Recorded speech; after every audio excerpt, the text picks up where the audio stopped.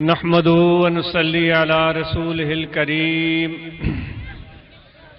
अम्मा बाद फ़अऊज़ु बिल्लाहि मिनश शैतानिर रजीम। बिस्मिल्लाहिर रहमानिर रहीम। वमा आताकुमुर रसूलु फ़ख़ुज़ूहु। आमन्तु बिल्लाहि सदक़ल्लाहु मौलानल अज़ीम।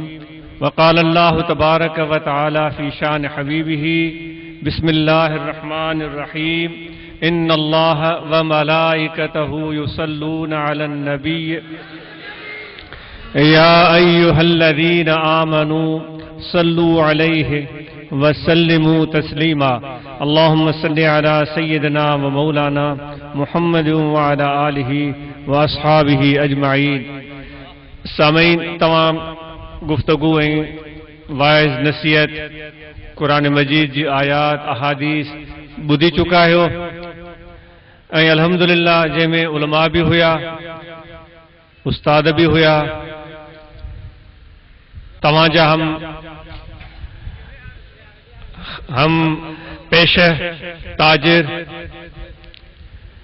उस्ताद नौजवान उन्हनि सभिनी जी गुफ्तगू तव्हां समाअत कई आहे। हाणे वधीक कंहिं डिघी ॻाल्हि करण जी ज़रूरत कोन्हे। कोशिशि कबी 10 मिंटनि में अवां खे कुछ ॻाल्हियूं अर्ज़ करे पंहिंजी गुफ्तगू खे पूरो कजे। सभ खां पहिरीं दावत जेका असांजे हिते गॾिजी वेहण जो बुनियादी मक़सद आहे, उहा ज़रूर असां तव्हांखे यादि रखणी आहे, यादि ॾियारणी आहे। उहा दावत आहे अल्लाह ताला जो ज़िक्र, अल्लाह ताला जी याद। ज़िक्र ऐं याद ज़ुबान सां भी इंसान कंदो आहे, पर जंहिंसां जेतिरो प्यार हूंदो आहे उन मिक़दार में, उन अंदाज़ में उनखे याद कंदो आहे। जंहिंसां घणो प्यार हूंदो आहे, जंहिंसां घणो ताल्लुक़ हूंदो आहे, उनखे ज़ुबान सां याद करण जी घुर्ज ई कोन हूंदी आहे। उनखे चवंदा आहियूं दा तूं त मुंहिंजे दिलि में आहीं। उनखे चवंदा आहियूं त से हाणे तोसां ज़ुबानी कहिड़ी गुफ्तगू कयूं या तोखे पंहिंजी मोहब्बत जी ॻाल्हि ॿुधायूं, तूं त असांजी दिलि में आहीं। सो यादि रखो, ज़ुबानी अस्कार औराद भी कयो, पर असुल मज़ो आहे जॾहिं अल्लाह ताला जो घर असांजी दिलि बणिजी वञे। ऐं हीअ दिलि अल्लाह ताला जो घर बणिजी सघे थी, छो त इहो इंतिखाब अल्लाह ताला जो पंहिंजो आहे। क़ाल नबी सल्लल्लाहु अलैहि वसल्लम ला यसनी अर्दी वला समाई वलाकिन यसनी क़ल्ब अब्दिल मोमिन। अल्लाह ताला फरमाए थो, आसमान भी मूंखे नथा मापाए सघनि, ज़मीनूं भी नथियूं समाए सघनि। अर्श ऐं कुर्सी जो भी ज़िक्र आयो आहे, त उहे भी मुंहिंजे वुसअत लाइ नाकाफ़ी आहिनि। थोरो पखो फिरे त सुठो आहे। उहे भी मुंहिंजे वुसअत जे लाइ नाकाफ़ी आहिनि। असां तव्हां ज़मीन खे ई कोन ॾिसी सघिया आहियूं त हीअ ज़मीन केतिरी वॾी आहे। बल्क सिंध जे बि पूरनि इलाइक़नि खां असां वाक़िफ़ शायदि न हुजूं, अगरचे वाक़िफ़ियत रखणु खपे। इल्मु इहो भी इल्मु आहे।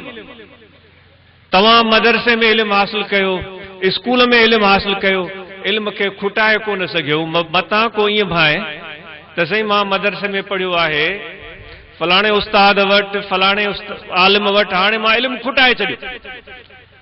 या वरी दस्तार बंदी थींदी आहे त उन मां मुबादा को असां मज़ा सम्झे से हाणे मां इल्मु खुटाए छॾियो। वाह, इल्मु त समुंड खां भी वधीक आहे। समुंड जे ॿिए किनारे जी कंहिंखे ख़बर कान्हे, उनजो नज़र कोन थो अचे, एतिरी वुसअत आहे। इल्मु त इन खां भी वधीक वसी आहे। त इल्मु मदरसे में भी मिलंदो आहे। इल्मु घुमण सां, हलण सां, ॾिसण सां, माण्हुनि सां मिलण, चपे चपे ते वञण, पर उहा नज़र ऐं उहा सोच हुअणु खपे, उहा नियत हुअणु खपे। जेकॾहिं को ईअं तमाशो ॾिसणु चाहे त उहो तमाशो ॾिसण वारो छा सिखंदो? कुझु कोन सिखंदो। उहो शायदि खिलंदो, उहो शायदि वक़्त जो गुज़ारो कंदो, बाबा मुंहिंजो टाइम सुठो गुज़री वियो। पर को अक़लमंद माण्हू उन तमाशे गाह में अचे बीहंदो जिथे ॿिया सभु खिलनि पिया टहक पिया ॾियनि, अकलमंद माण्हू अगरि उन तमाशे गाह में बचे बीहंदो त उतां बि हू सबक़ हासिल करे निकिरंदो। त घुमण फिरण सां बि इन जो त अल्लाह ताला ख़ुदि क़ुर मजीद में हुकुम ॾिनो आहे, ज़मीन में हलो फिरो, घुमो फिरो।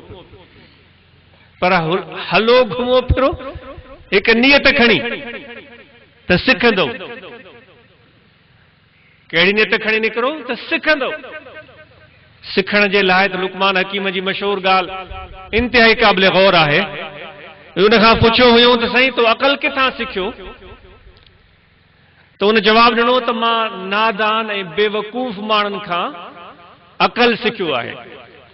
त हुननि हैरान थी चयो, साईं इहो कीअं थी सघे थो? नादान त नादानी कंदो, बेवकूफ़ त बेवकूफ़ी कंदो, उन खां छा सिखी सघिजे थो? तो लुकमान हकीम चयो, दादा बेवकूफ़ खे बेवकूफ़ी कंदे मूं ॾिठो, नादान खे नादानी कंदे मूं ॾिठो, मूं सिखी वरितो। छो सिखी वरितो? जो आ बेवकूफ़ी मूं न कई ऐं मां पंहिंजे लाइ उन बेवकूफ़ीअ खां हमेशह लापासो करे छॾियो। उहा हरकत मूं न कई। इन नमूने मूं बेवकूफ़ खां बि सिखियो आहे, मां नादाननि खां बि सिखियो आहे। पर उन मुआशिरे जो छा हाल हूंदो जो हिकिड़ो नादानी करे थो ऐं उन नादानीअ ते फ़ख़ुर थो करे, उनखे पंहिंजे लाइ ताक़त थो सम्झे, होशियारी ऐं चालाकी थो सम्झे, ऐं ॿिया अखियूं बूटे उन नादान जे पोयां हली था पवनि।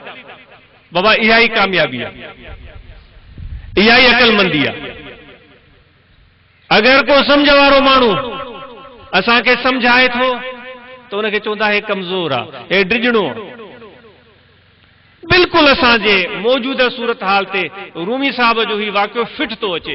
तव्हांखे गौर जी दावत था ॾियो, मां पाण खे गौर जी दावत थो ॾियां त छा असांजो हाल इहो त कोन्हे?